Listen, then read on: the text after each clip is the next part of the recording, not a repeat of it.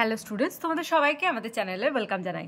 দেখো, আজ আমরা সেকেন্ড সামেটিভ এক্সামের জন্য ক্লাস 6-এর জিওগ্রাফির তোমাদের প্রশ্ন বিচিত্রাতে 11 number of school Raniganj high school, এই স্কুলের সমস্ত কোশ্চেনের আনসারগুলি আজ আমরা দেখে নেব। তাহলে চলো দেরি না করে আজকে ক্লাসটি শুরু করি। আজকের ক্লাসের ফার্স্ট কোশ্চেন দেখো, ক্ষুদ্রতম মহাদেশটি হলো, তোমরা জানো যে আমাদের 7টি মহাদেশ রয়েছে, তার মধ্যে সবচেয়ে ছোট হচ্ছে ওশিয়ানিয়া। সেকেন্ড, বায়ুর আর্দ্রতা মাপক যন্ত্র হলো হাইগ্রোমিটার, ব্যারোমিটার বায়ুর চাপ। থার্ড, পশ্চিমী ঝঞ্ঝার প্রভাব দেখা যায় শীতকালে। ফোর্থ, সূর্যরশ্মির পতন কোণের ভিত্তিতে পৃথিবীকে 3 ভাগে বা 3টি তাপমণ্ডলে ভাগ করা যায়। ফিফথ, শ্বাসমূল দেখা যায় লবণাম্ব উদ্ভিদে। 6, কালো মাটি তুলো চাষের জন্য আদর্শ।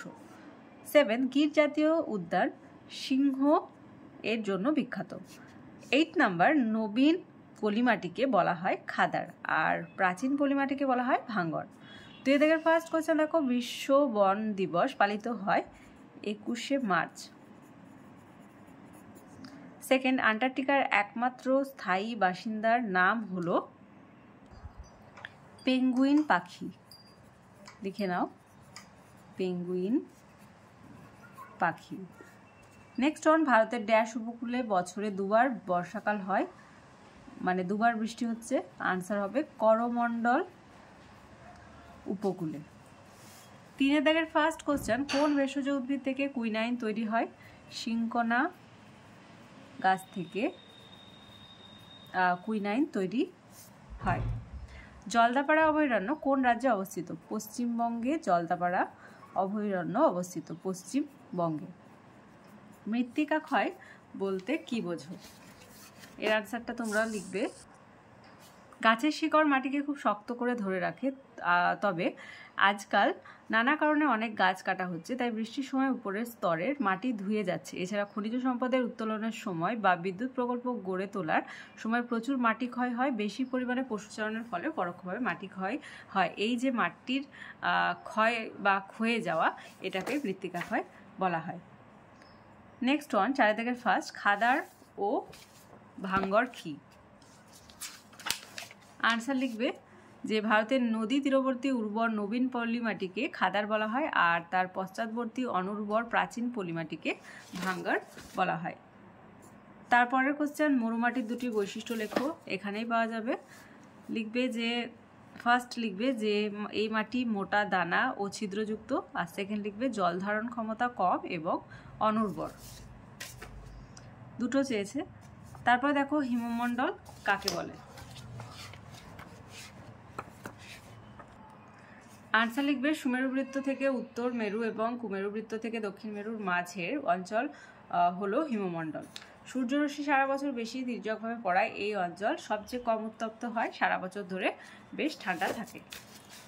পরের কোশ্চেন, আবহাওয়ার পূর্বাভাস বলতে কি বোঝো? এর আনসার তোমরা এখান থেকে লিখবে যে কোনো এক জায়গায় বায়ুমণ্ডলের একদিনের অবস্থা দৈনিক আবহাওয়াকে বোঝায়। তেমনি সেই জায়গার আবহাওয়ার হিসেব রাখলে পর 7 দিনের বা 1 সপ্তাহের আবহাওয়া সম্বন্ধে জানা যায়। আবার সপ্তাহের আবহাওয়া থেকে 30 দিন বা 1 মাস এবং 12 মাসের আবহাওয়ার তথ্য থেকে এই জায়গায় সারা বছরের আবহাওয়া সম্বন্ধে একটা সাধারণ ধারণা পাওয়া যায়। আবহাওয়া দপ্তর থেকে আবহাওয়ার যে আগেকার তথ্য দেওয়া হয় বা আবহাওয়া কেমন থাকবে সেই বিষয়ে তথ্য দেওয়া হয়, সেটাকে আবহাওয়ার পূর্বাভাস বলা হয়।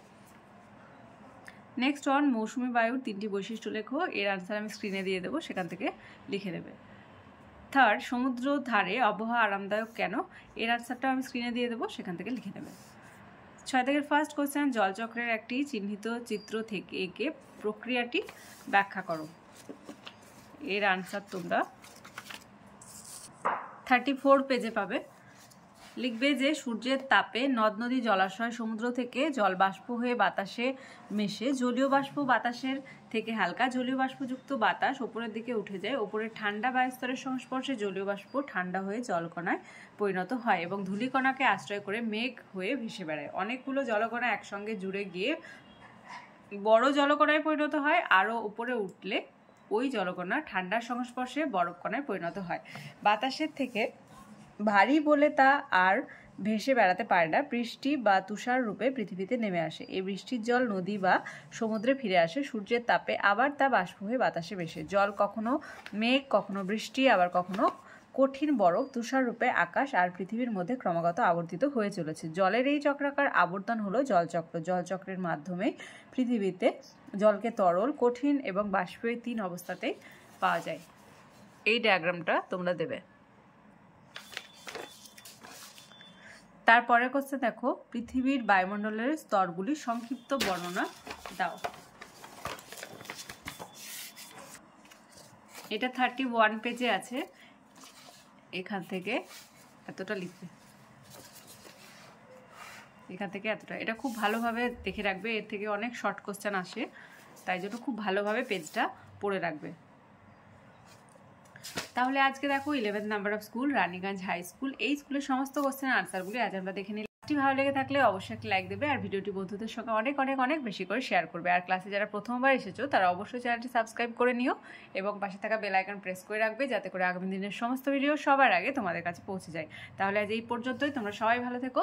Thank you.